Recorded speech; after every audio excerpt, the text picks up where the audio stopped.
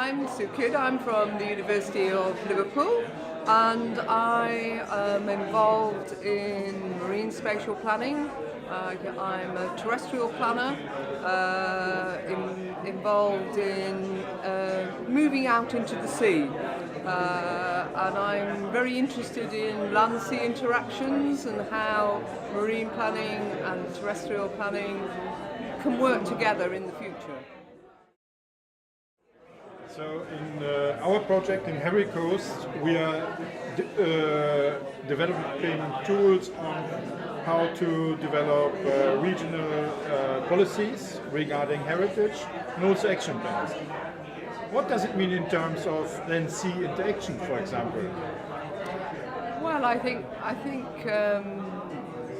one of the things that in some of the work that previously I've been involved in, we're involved in an ESPON project called Estador, which was looking at land-sea interactions and looking at the way in which many communities all over Europe actually have a strong maritime dimension to them.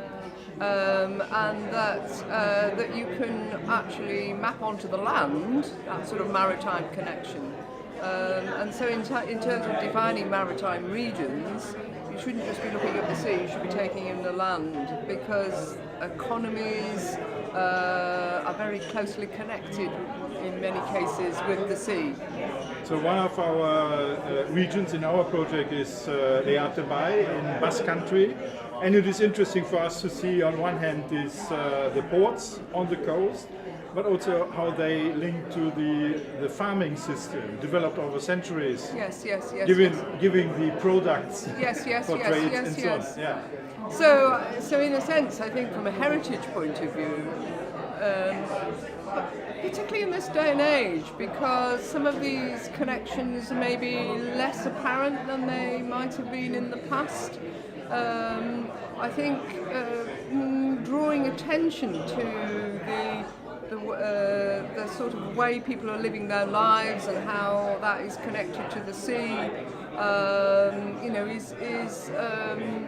is something that maybe has been lost a little bit, and yet I think there's a very sort of rich story to tell there. So in the warming up, we talked about a little bit about this identity in coastal areas, where people, how they perceive the sea, the marine environment. It was interesting. So before you, we interviewed the mayor of Poole, and they made an inquiry in the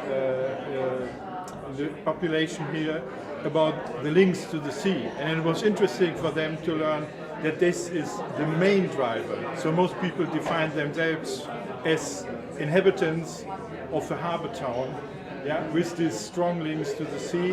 Yes. Yeah.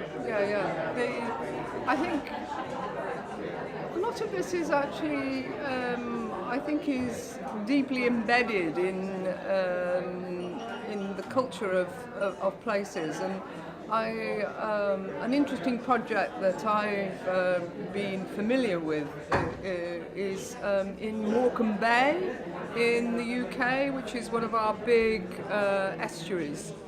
And they have undertaken a project which is like, I'm trying to remember the word of it, sort of like an oral history project in a way. And it's called Hidden Histories, and they have over a period of a number of years had a whole series of meetings, public meetings, opportunities for people to talk to them, and they've captured a whole sort of database of personal histories of living in around Morecambe Bay, and the different lifestyles and different recollections, and they've produced these amazing maps with links to these hidden histories.